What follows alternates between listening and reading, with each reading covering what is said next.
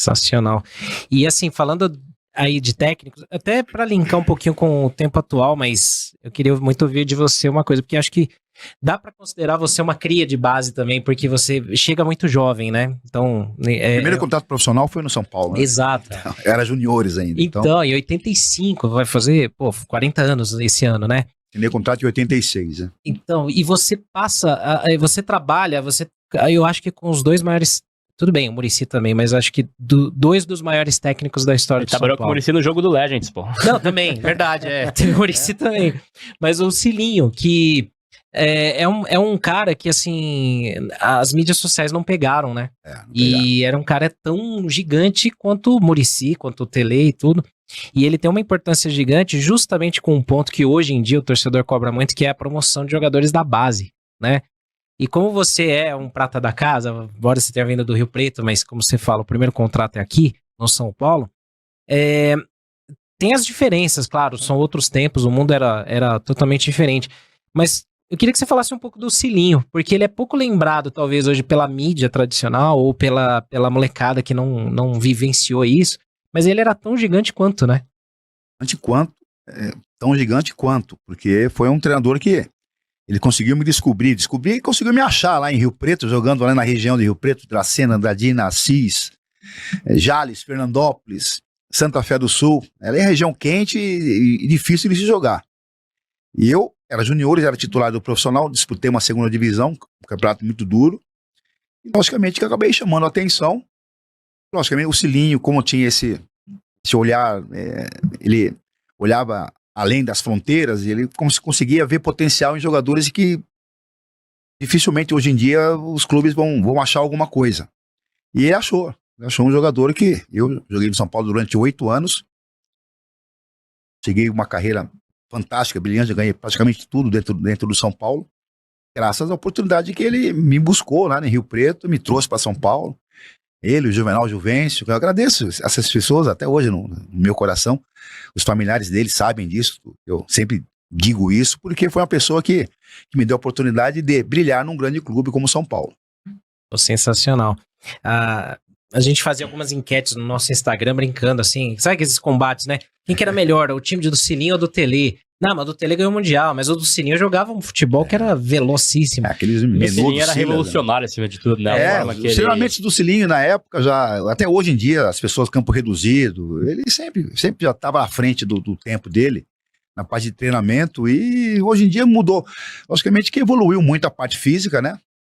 Evoluiu a tecnologia dentro do esporte, mas os treinamentos praticamente já eram feitos naquela época pelo Cilinho. E depois o Tele Santana também já fazia o trabalho dele muito técnico, na parte técnica ele aperfeiçoava muito o jogador.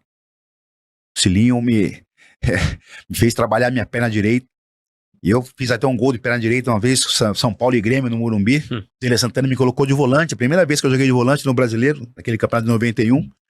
1-0 foi o gol meu de pé direito, cruzamento do Cafu. Então quer dizer que o Tele também pegava no meu pé para bater de pé direito e eu acabei fazendo um gol de perna direita. Então as pessoas nem sabem disso, mas foi fruto de um trabalho, né? De insistência do Cilinho, que fazia o paredão, subir no terceiro andar do Morumbi, pegava uma bola e ficava trabalhando na minha perna direita.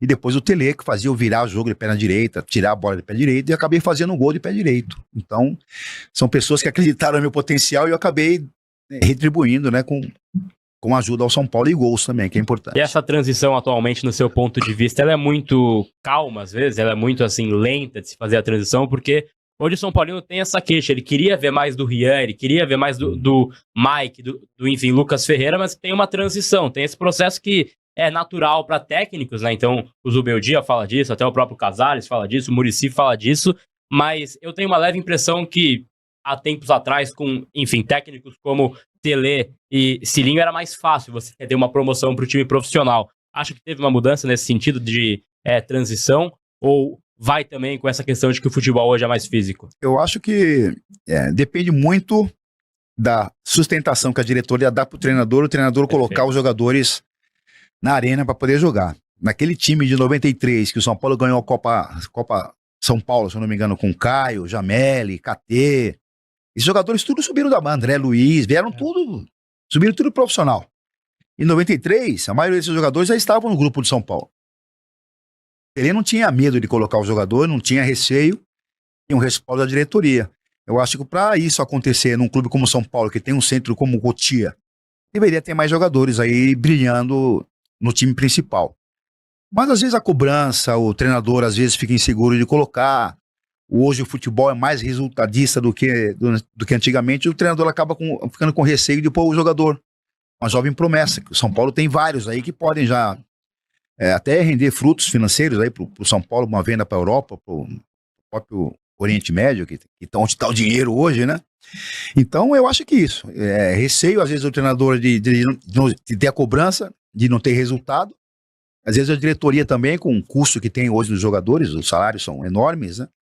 Precisa ter resultados, precisa colocar os jogadores de nome na vitrine, e isso acaba prejudicando um pouco. Mas o exemplo prático é o Palmeiras, que coloca jogadores aí e fez bilhões aí nos seus cofres, vendendo jogadores, porque colocou para jogar. Se não colocar para jogar, né?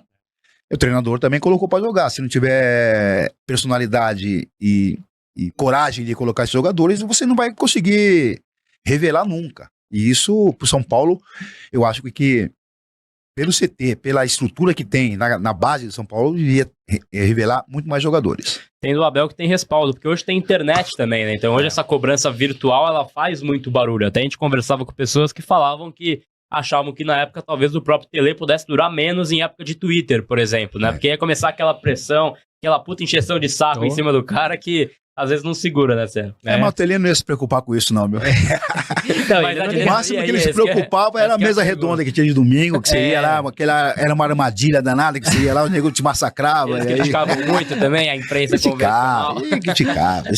A gente resgatou domingo sempre aí um trecho do Tele na final do Paulista de 92, né? Que o Mazinho dá uma entrada. E eu fui expulso, né? Exato, jogo, você e o Mazinho, né? Eu fui expulso. E aí o pessoal tá falando, não, mas a entrada do Ronaldão, ela é tão forte quanto a do Mazinho. O Tele fala, eu não mando bater. E aí ele quebra o pau lá.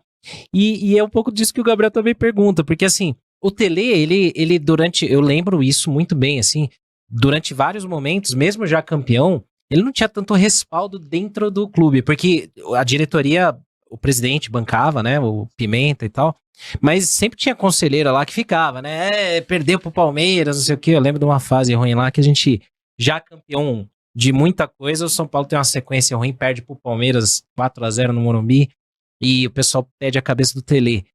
E aí você fala uma coisa que me chama atenção, que é assim, tem um lado da diretoria respaldar, e tem um pouco vou falar aqui, vai assim, dessa forma, o culhão do treinador de botar. O Tele usou muito KT, Juninho Paulista, vindo do Ituano, Jamel, Guilherme, Caio, o próprio Rogério, né, subindo. André Luiz, lateral esquerdo. André, Pavão ganhou uma bola de prata, né, vindo da base, depois como lateral no lugar do Cafu. Então, assim, você falou uma coisa que me chama atenção, que o futebol hoje, ele tá cada vez mais resultadista, né? E a gente viu os últimos 2 treinadores caindo nessa armadilha. O Carpini, não vou nem entrar no mérito se o trabalho dele foi bom ou não. Ele parece com o Carpini, não parece? Não tem nada a ver. Pô, não tem nada a ver. Cada um na sua. Ele manda bem no microfone. Então, eu sou mais bonito que ele, vai. Mas assim, teve o Carpini que aí, tipo, se enrola no Paulista, aí ele acaba não podendo lançar os jovens e tem que ganhar jogo. Aí o Zubeldia esse ano acaba também em algum momento não conseguindo lançar os jovens porque tem que ganhar jogo, senão não classifica. É uma armadilha também de calendário e um pouco da parcela do treinador romper tudo e falar, não, vou pôr e bancar. O que você acha? Eu acho que é um pouco de tudo, né? Um pouco de tudo. Se o treinador perder 3, 4 partidas num clube como São Paulo, como qualquer outro clube grande, você fica extremamente pressionado. Não só os jogadores, como a comissão técnica e a própria diretoria, em relação a tomar uma atitude. Então, eu estava até conversando com um amigo que trabalhou muito tempo na Ásia e muito tempo nos Estados Unidos como técnico também, foi jogador, jogou no Santos, que o futebol mundial está nesse nível de cobrança, de resultados. Se você não apresentar uma sequência boa de resultados, você acaba sendo trocado por outro. Infelizmente é isso. E às vezes com isso você não tem a segurança, segurança jurídica, não, a segurança da própria diretoria para você, o treinador, bater no peito e lançar garotos, assim como o Palmeiras teve com o Abel para ele poder lançar os garotos do Palmeiras. Então eu acho que isso é um pouco de tudo. É a cobrança, são as redes sociais. Hoje a mídia tá. A internet hoje, você termina um jogo, depois o bate-papo na internet vai até a madrugada e vira o dia seguinte com a cobrança. Então, nesse aspecto, eu acho que o jogador jovem ele tem que ser muito acima da média para poder ter uma oportunidade. Isso.